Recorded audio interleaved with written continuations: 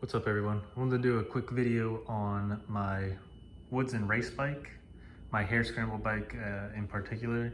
This is the one I did a couple shorts on that I've been working on last winter. This is probably about a year later than when I finished it, and I really just wanted to make this video because when I was building this bike, I knew I wanted to do like some sort of retro kind of look with the old school white plastic KTMs, and this being a 2006, I could not find any pictures out there of white plastic KTMs for this model, and it was a kind of a pain for me, and I really just winged it on everything I did, but I think it turned out all right. So the plastics are UFO Plastics, the white set. I didn't really have any problems with them fitting them, maybe a little bit on the shrouds themselves, just from like, I don't know, the bends were a little weird, but I was able to kind of finesse everything into place. The graphics, I went with N style, and they're awesome. I don't have any complaints for them, other than the shrouds themselves. I did have like a weird fitment here. If you look right up front, right in this area, I took some excess that I had to kind of fill in that spot because I couldn't get like the perfect fit for the way that they were cut. So it turned out all right though. You don't really notice it. And everybody else that I've mentioned anything about the bike, they never noticed it until I pointed it out. It's a dirt bike, oh well. The gripper seat, Guts Racing, absolutely love it. It was my first gripper seat, really. So I got no complaints in that department there. Up top, just gonna work my way down, but Pro Taper contour bars up top, pillow top grips, Cycra hand guards. If you come over here in the front, this is a Works Enduro Rider steering damper, and I did my first race with it after the build, because the way it works is it mounts onto the bottom triple clamp and then cuts through your front fender and then rivets right there into the frame.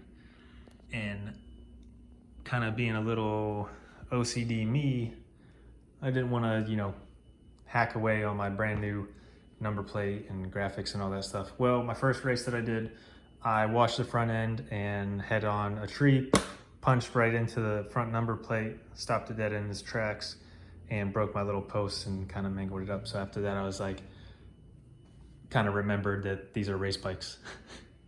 So back on it went, and it works lovely. I got no complaints on that one either.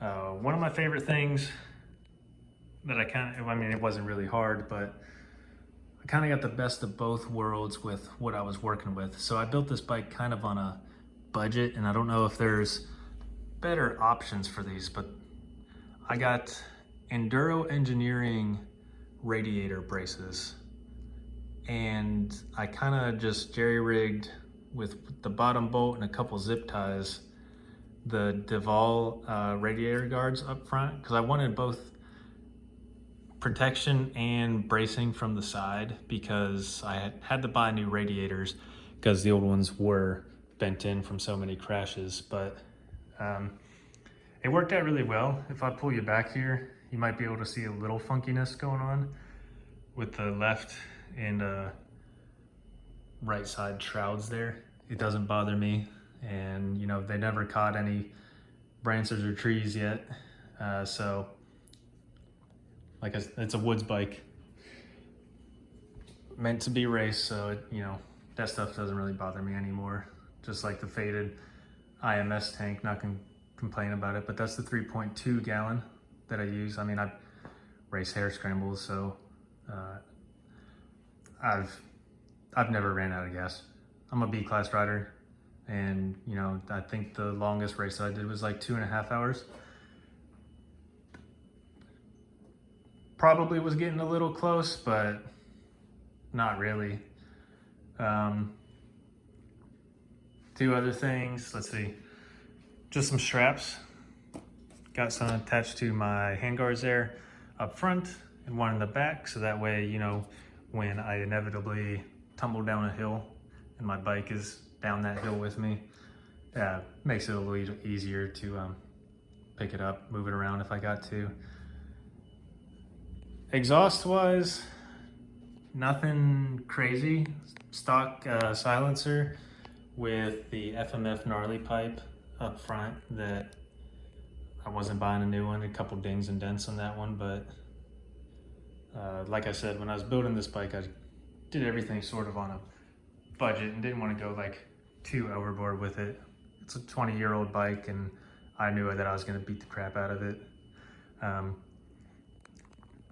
Another interesting thing for this bike in particular is, if you can see the engine here, the bottom end of this is the 2006. Now the top end, that cylinder, is a 2013 and it's been bored out. So this is a 265 cc now. And it's paired with a Steahly Flywheel weight. I can't tell you the exact weight of it. I'm assuming it's a 10-ounce one. But all that paired together, this bike absolutely tractors everywhere. And it's my favorite thing about this bike is, you know, I can lug it uphill climbs, you know, technical stuff, and not have a problem with it at all. Like, I'm not, you know, fouling plugs or anything. It's just, it's great. And when I need, you know, my speed, it's right there with it. So the last two things I'd probably say on this is just the front and rear. Got the Tubliss set up, which is all right. I mean, when I bought this bike, it had the Tubliss set up already, and my biggest complaint with that is having to fill my tires up with air every single time I want to ride it, because they always manage to leak. But I guess that's a known problem with it. And as far as the tires go, front and rear, I'm running their Tusk tires. Let me see if I can get you the actual emtex T35 is what I went with. I couldn't remember the name of them. And I love them. For what I've done with this bike, casual riding and in my races, they perform great.